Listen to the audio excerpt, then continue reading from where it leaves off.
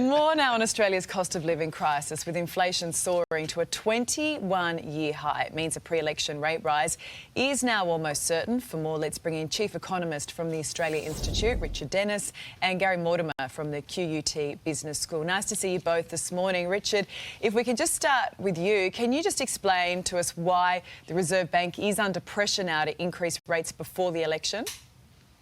Because one of the Reserve Bank's main job is to control inflation, to control the cost of living. And what we've just seen is inflation at 5.1%, and that's twice what wages are growing at. So real wages in Australia now are falling because prices are going up so much faster than wages. Now, the Reserve Bank is in a bit of a pickle, because on the one hand, it wants to see wages grow, and it's been trying to get everyone to increase wages.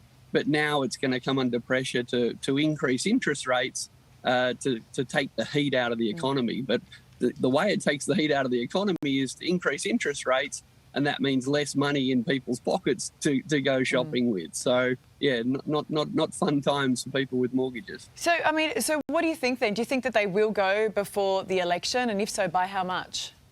Oh, look, I really think it's 50-50. Sorry to be so even-handed. They are going to increase interest rates. They are going to do it. Whether they do it at the next meeting or the meeting straight after the election, it's as much to do with politics, really, as it is to do with economics. But because of all the stimulus that was spent by the government, the economy has grown fast.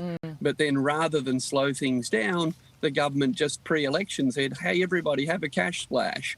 Now that money that the government's sort of promised to give people felt good at the time of the budget when they announced it, but that will have put real pressure on the Reserve Bank to think, well, if they're going to speed things up, we're going to have to slow things down. Well, look, I think there's one-off payments that the government introduced. They've only just hit pockets this week. But Gary, if I can just go to you, because we've been hearing from families this morning, and the biggest hit that's being felt at the checkout. We spoke to one lady earlier just saying, costs have doubled for her.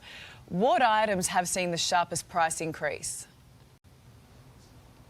Well, Ali, I think families are seeing it right across the board, particularly when it comes to food and groceries.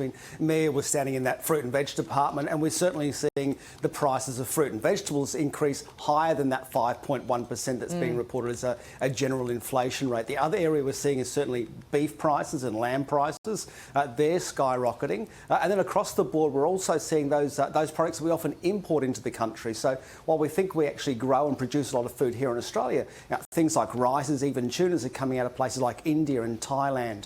So those global food prices also hitting us as well. And of course, we had the SBC chairman come out, the CEO come out only a month ago saying that the tin fruit and veg, tin baked beans, possibly going up between 10 and 20%. Yeah, and families feel that. Look, also, you've got the fuel excise that's been cut for 6 months, but what are we expecting there, Gary, in regards to what the cost of fuel is going to do over the coming weeks and months?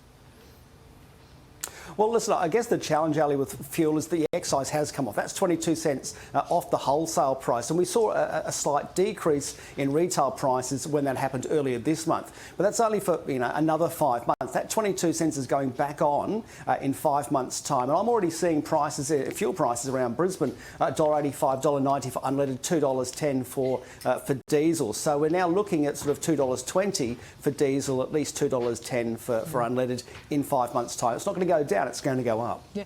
Look, Richard, just looking at this and whether or not the RBA moves before the election or not, do you think that they should have actually acted earlier? Because we've seen what, inflationary pressures, and it's not just Australia feeling this, it's everywhere around the world, and you could argue Australia is actually doing better than places like the UK and the US.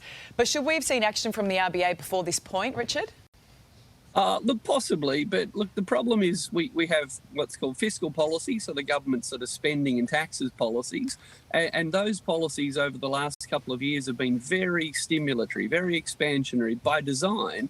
But unfortunately, because, $40 billion in JobKeeper to Harvey Norman, that did nothing to boost the supply of labour. That did nothing to increase the skills of labour. So it's kind of the way the money was spent as much as how much was spent. So what's happened is we poured a lot of money into the economy during the crisis. That was good. But because the way the money was spent hasn't set us up to kind of come out stronger and better. Now we're seeing inflation rise faster than people expected, and that means the Reserve Bank are going to have to pull on the brake probably harder and faster than they expected. So, look, it's a bit of miscommunication or competing strategies between what Scott Morrison's trying to do, which is boost the economy before the election, and what the Reserve Bank's trying to do, which is control inflation going forward.